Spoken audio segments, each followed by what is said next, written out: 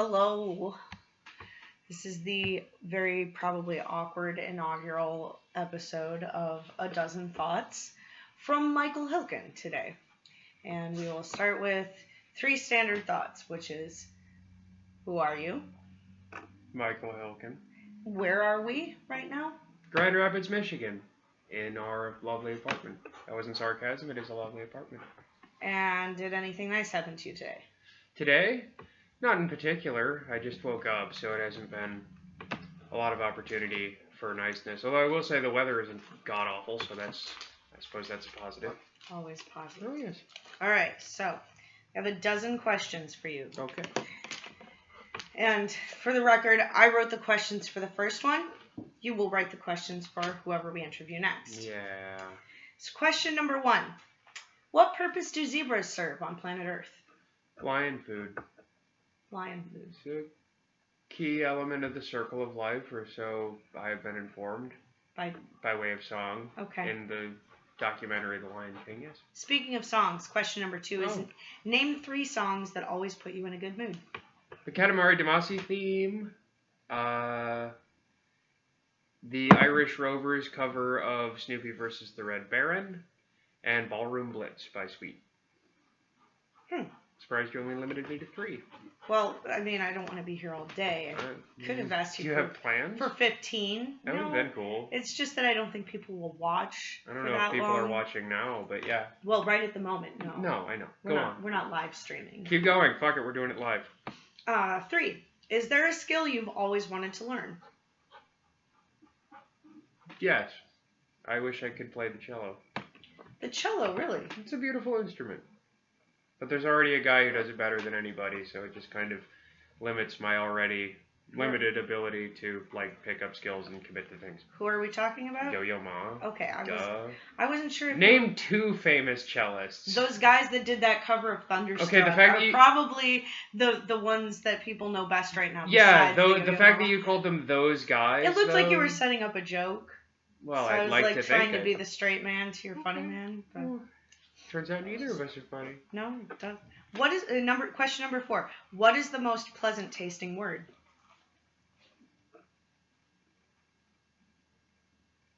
I swear I had something for this, actually. It's an odd question, but I know... And when Mychal says he swears he had something for this, he has not seen the question. No, I haven't. That's a question that, like, I've had a similar thought. I've always been partial to the word nightingale.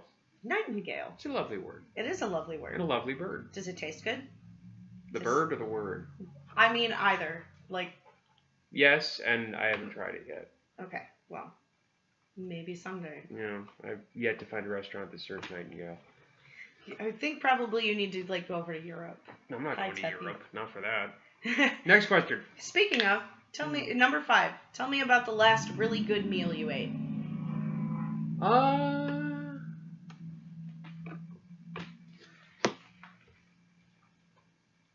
I had a bunch of ham last week.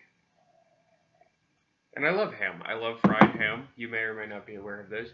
I hurl it into the electric skillet. I wait for it to smell and sound like it's burning, and then I eat it. It's the simplest, most delicious form of comfort food there is. Yeah, ham.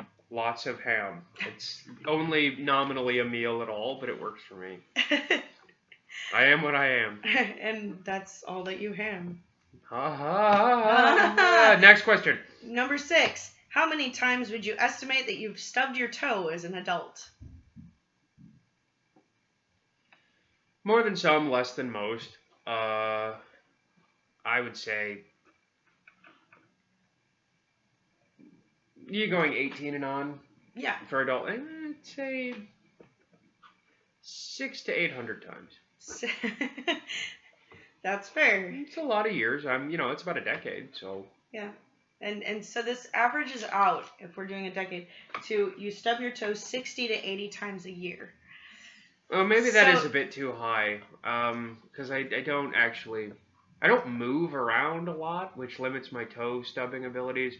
So I'm actually going to change my answer. In retrospect, I'm going to have to go with 200 to 400. 2 to 400. I'm sorry I can't be more specific, but you're never going to find a human being who's going to give you a close answer to that. That just averages out to 20 to 40 times a year. I don't know what. So that means like 2 to 3 times a month. Seems legit. Okay. Let's go with that. Fair enough. We will never know for certain, so who cares? Question 7. Tell me 3 facts about geology. Rocks are made from the powdered, atomized, compressed bones of the elves and hobbits who lived on Earth before our civilization emerged. That's fact number 1. Okay. Fact number 2 is lava is the Earth's blood, obviously. And fact number 3 is most geodes, geodes. I know what a geode is. Okay, good. I wasn't sure if you knew as much about geology as I do. Most, but not all geodes contain the ability to trigger mild telekinetic abilities in certain humans. It depends on the level of shininess and color of the geodes, or the luster of them. Oh. Because again, there's the scientific term. I know quite a bit about geology. About geology, yeah. So now I could shoot a question off this and ask what are the certain humans that geodes trigger an ability in, but I feel like our audience at home should reach their own conclusion. That's classified. Yeah.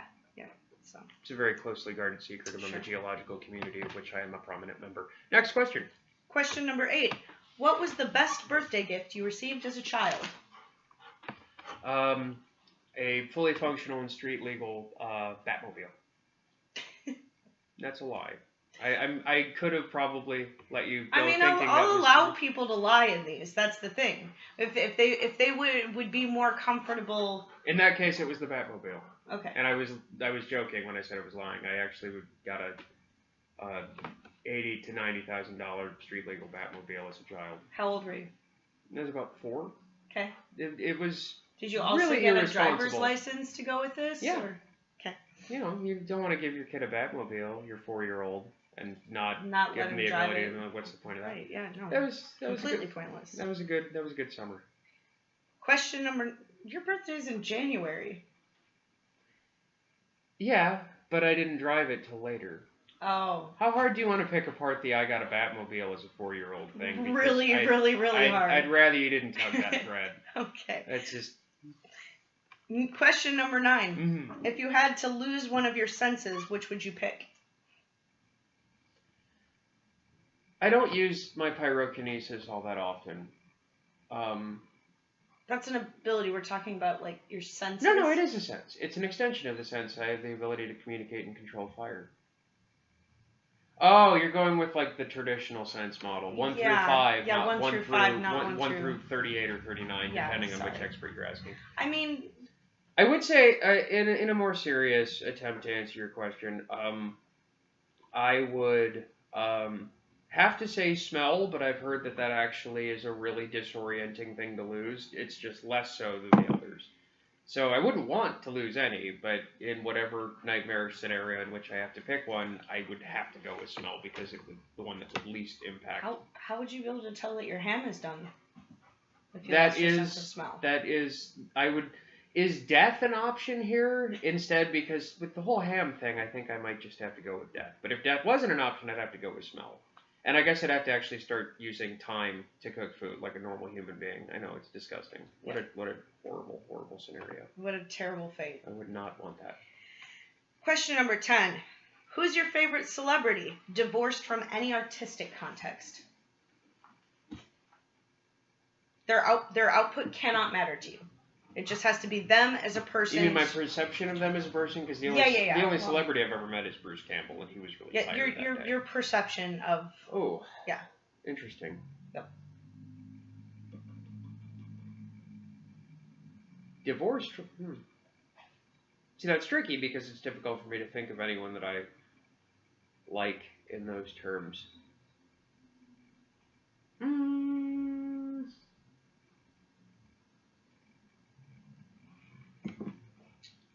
See, I'm trying to answer as quickly as I can, which is one of the reasons why a lot of my answers to these questions have, frankly, been quite stupid.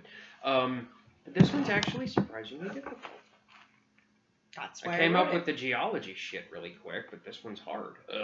Because you have to kind of be at least sort of truthful, or at least justify it to some extent. I don't have to. No, that's true. You don't have to. You okay. You could just yell like Kylie Jenner and then just let it go. No, I'm pretty sure nobody would buy that if I gave that as my answer. I like Patton Oswalt.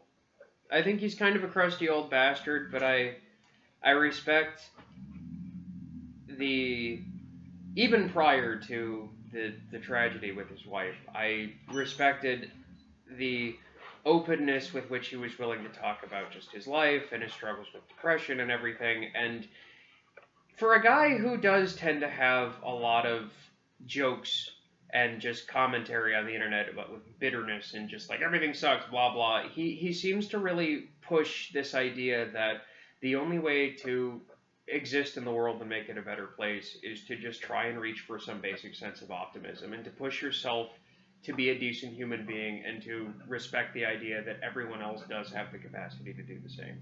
So that, I think, would be my answer. That's a good answer. Thank you. I don't love everything he says and everything he does, but he seems like he's just trying to be a good person in a way that resonates with me. Yeah, no, I get that. Put it most as simply as I can. Totally. Yeah, okay. Question number 11. Mm-hmm. What do birds think about?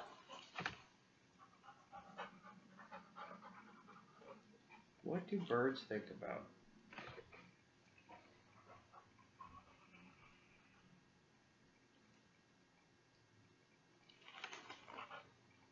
Just in general, because I feel like there's probably some major cultural variations between birds. I imagine that a penguin's thoughts are not focused on the same subjects as a rook or a tern or a macaque. That's a kind of monkey. No, a macaque. Really? Yeah, you're thinking of macaw. Macaw. Yeah, nope. I'm sorry. That's correct. I don't. The monkey that is pretending to be a bird thinks of very different. I would love to know what that would be. Are you Podorowski? That was. In answer to your question, I don't think there's one simple answer to that, and I'm not going to stereotype. That is a legitimate answer. Yeah,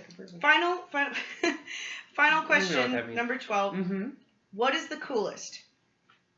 Being really good. I was hoping that was the question. Being good at architecture, being good at political analysis, or being really good at deadlifting? Architecture. Yep. Yep. Because being good at, how did you describe it? Being good at politics? Political analysis. Political analysis. Yep. Sorry. So like you can kind of like pick through what is being said, and that's a skill with a shelf life of only a matter of decades because politics are constantly changing. Deadlifting is a skill that is inherently limited, of course, only to not even the entire lifespan of a single human, but only part of a lifespan because you can't really do much deadlifting when you're a toddler, and you probably can't do much deadlifting when you're an 80-year-old, and if you can, you probably shouldn't. Whereas architecture, if you are good at architecture, as you so eloquently put it, the things that you create, the things that you help to build, will exist for decades, if not centuries.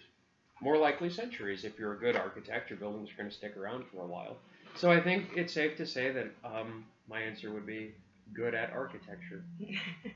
Thank you. Well, that was your final question. Mm-hmm. So the last thing that you get to do here is make a statement to the person who's going to answer your 12 questions, if you would like to do that. You don't know who this is going to be. I have no idea who this is. You have no idea who's going to answer your 12 questions. So, but you get to say something to them right now. I'm coming for you. How's that? Was that good? That's great. Should I go again, or was that? Yeah, do it again, just in case. I'm coming for you. Very good. Okay, great. All right. Thank you for being my guinea pig. And we'll see all y'all on the flippy flop.